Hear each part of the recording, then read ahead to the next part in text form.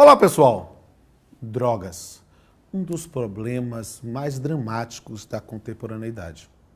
E é sobre drogas que nós vamos falar hoje no Papeando com Pamplona. Bem-vindos!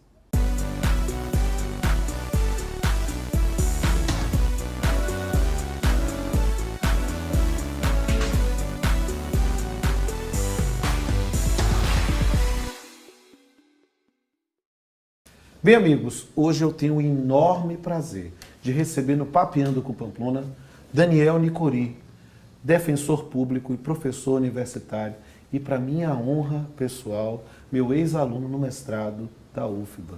Daniel é, sem sombra de dúvida, um dos grandes nomes do Brasil hoje nesta questão sobre drogas.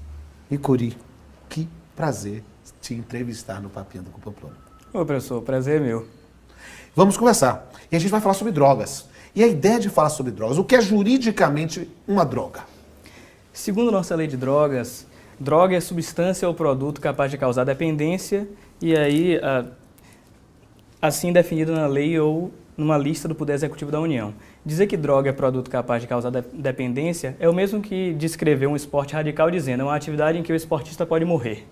Isso mostra que você observa e evidencia o lado negativo que todas as drogas oferecem e negligencia completamente possíveis utilidades ou benesses que elas podem trazer. Mas quais são as previsões normativas nacionais sobre o uso, cultivo e porte de drogas? Nossa lei de drogas, no artigo 28, diz que é crime, embora sem pena de prisão, apenas com pena de advertência ou prestação de serviços, a aquisição, o transporte, a guarda, a posse e o armazenamento de drogas para uso próprio. Equipara a essa posse o cultivo, a colheita e a semeadura de drogas. Certo. Agora, eu queria entender, por quê? Porque ao seu começo, dentro do esporte radical, ou outras substâncias que causam dependência, desde o café, entre outras, o que faz que tenhamos um tratamento tão diferenciado do controle de algumas drogas entre si, a depender da substância? Tabaco, maconha, álcool. Teoricamente, a gente teria dois grandes critérios. O primeiro é o do grau de lesividade dessa droga e o segundo, a possível utilidade que essas drogas têm. Quando a gente olha para a nossa lei de drogas e para as portarias da Anvisa que classificam as drogas, elas são inspiradas em convenções internacionais que entendem que as drogas são ou seriam um risco moral para a humanidade e que devem ser toleradas apenas quando têm utilidade terapêutica e respeitadas pelo uso religioso. Tudo isso, apesar de muito restritivo, seria coerente se o álcool e o tabaco e outras drogas lícitas no Ocidente tivessem sofrido o mesmo modelo de controle de proibição. Então, por mais que fosse coerente, seria muito restritivo e não o é, porque drogas como álcool e tabaco, muito lesivas, não sofrem esse controle. Mas eu queria entender, e a sua referência a uma legislação de direito internacional me faz uma provocação interessante. Como é que a matéria é tratada em outros sistemas estrangeiros diferentes do Brasil?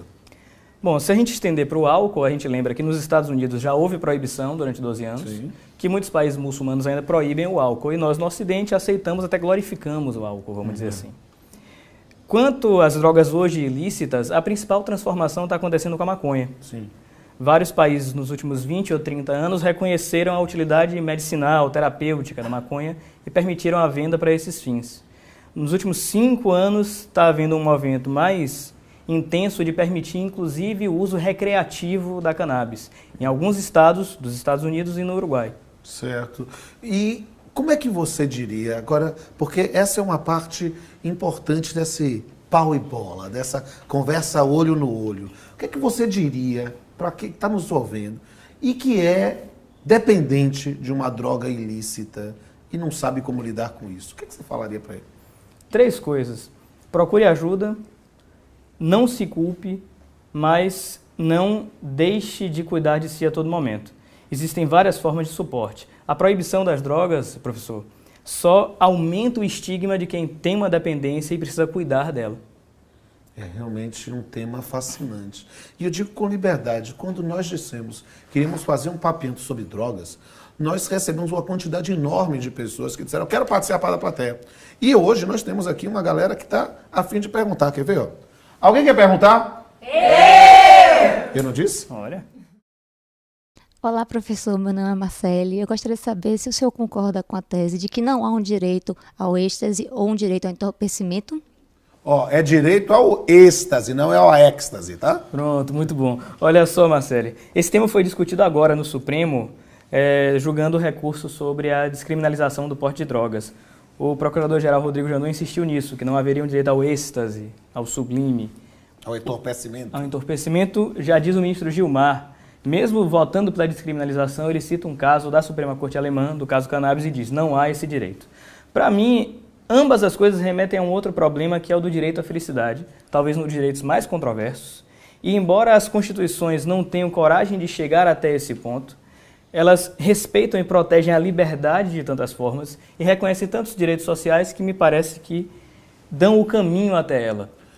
As constituições, perdão, as declarações lá do início do Iluminismo, a Declaração da Virgínia e da França, falavam no direito à felicidade ou à busca da felicidade. Talvez uma ideia de autodeterminação seja este caminho para a felicidade. Talvez direito à felicidade caiba como um papeando com Pamplona específico.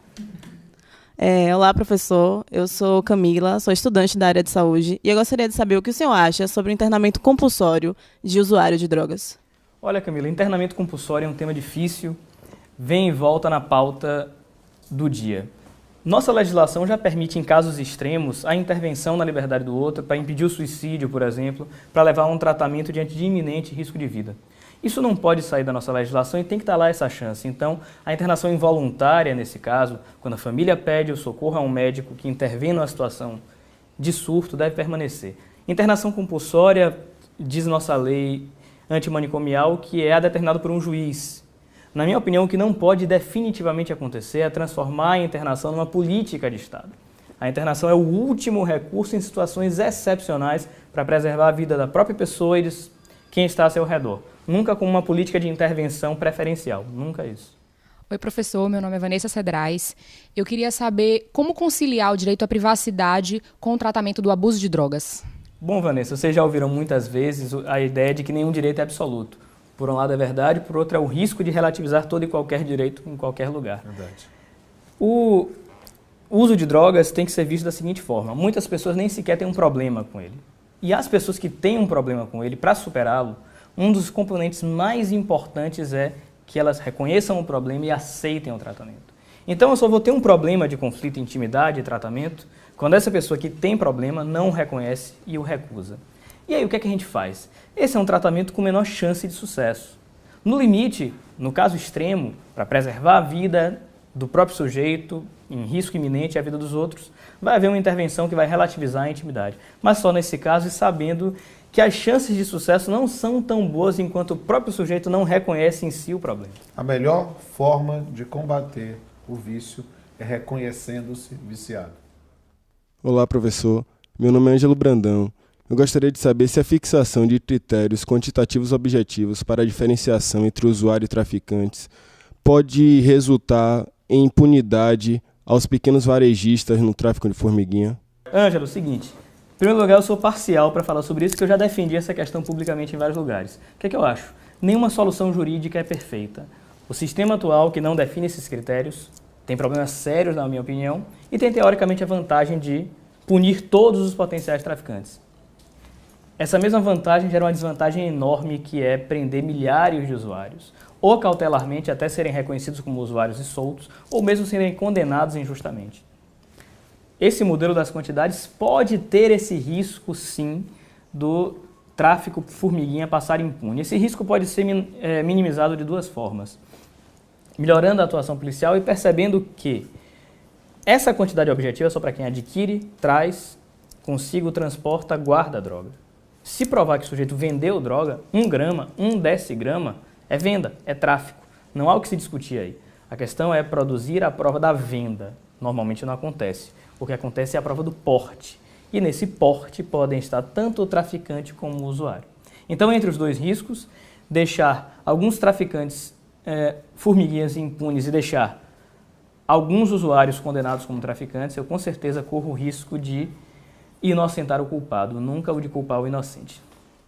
Olá, professor. Meu nome é Tiziana e eu gostaria de saber se o Brasil tem condição de implementar um modelo de regulação da maconha semelhante ao do Uruguai ou do estado americano do Colorado? Tiziana, se a gente olhar para as experiências do Brasil, a depender do caso, a resposta vai ser um sonoro sim ou um sonoro não. Se a gente olhar para a regulação do álcool hoje, a resposta é um sonoro não. O álcool tem uma circulação e tem uma propaganda frouxas demais. A regulação tinha que ser mais intensa.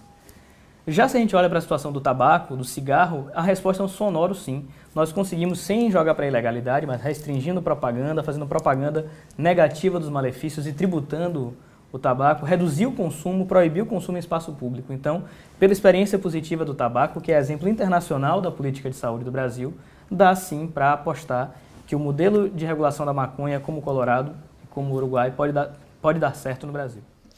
Oi, professor. Meu nome é Alessandra Correia. Por que não legalizar todas as drogas? Olha, Alessandra, primeira coisa, liberação total de todas as drogas seria uma estupidez tão grande quanto a proibição total que existe hoje. Então, eu vou responder a tua pergunta dizendo por que não regulamentar todas as drogas hoje ilícitas?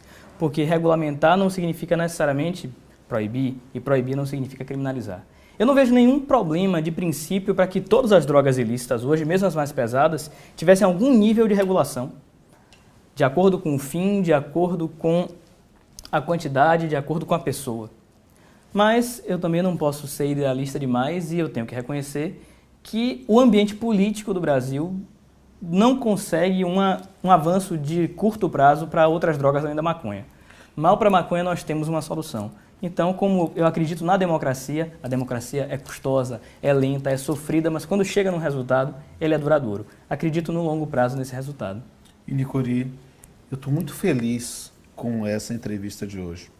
Feliz por estar tratando de um tema fascinante, de um tema que desperta paixões, mas também por estar tendo a honra de entrevistar como meu igual aquele que foi no passado meu aluno e que, na verdade, realiza para mim um sonho, o sonho de todo professor. Eu estou há mais de 20 anos no magistério e digo com liberdade que o sonho de todo professor é ver o seu aluno melhor do que si próprio. E eu fico muito feliz de ter essa oportunidade de vê-lo brilhar. E por isso, eu quero lhe convidar para um brinde. Rodolfo, olha, é uma alegria muito grande ter recebido o seu convite. Você foi um professor magnífico. Você e Nelson lá em Metodologia no mestrado, uma experiência inesquecível que eu quero voltar a viver. Foi muito bom poder contribuir para o teu programa, para o teu público, e muito sucesso e muitos papeandos pela frente. Amém.